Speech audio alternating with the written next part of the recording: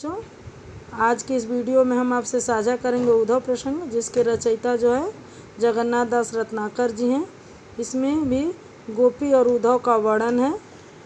चलिए। भेजे मन भावन के उद्धव के आवन की, सुधि ब्रज गावनी में पावन जबै लगी।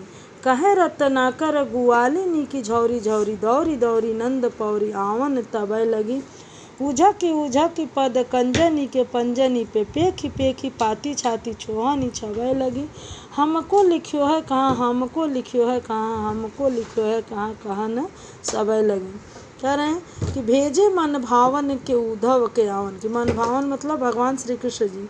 जैसे ही भेजे मन भावन के, मन भावन द्वारा भेजे जाने के, उद्धव के आने की, उद्धव के आने की सुधि ब्रजगावन में पावन जबै लगी। सुधि ब्रजगावन में पावन यानी पाती हैं ब्रजवालिनी, तब क्या होता है।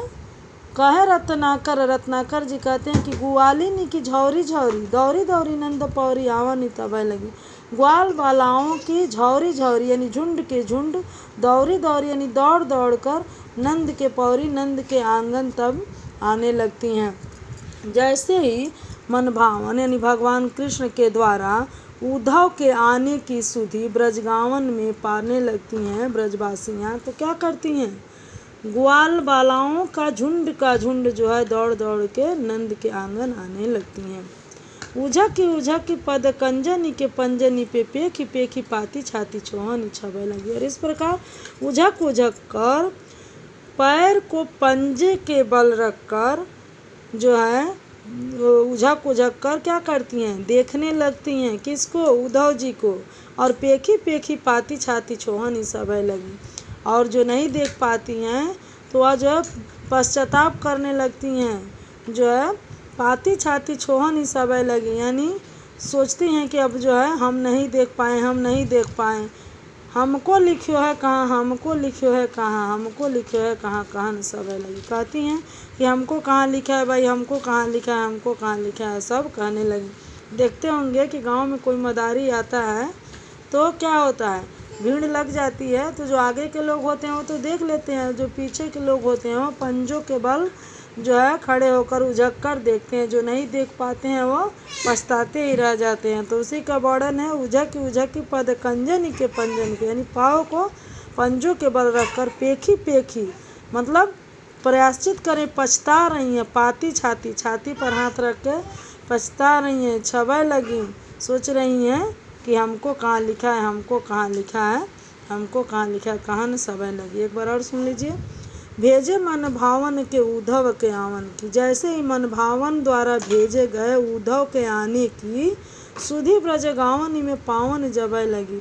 सुधि यानी जैसे ही मन भावन द्वारा उद्धव के आने की खबर, सुधि मीन्स खबर, यहाँ पर ब्रजगावन में पता लगता है, पता चलता है कि मन भावन ने उद्धव को कुछ संदेशा लेकर जो है ब्रजगांव में भेजा है।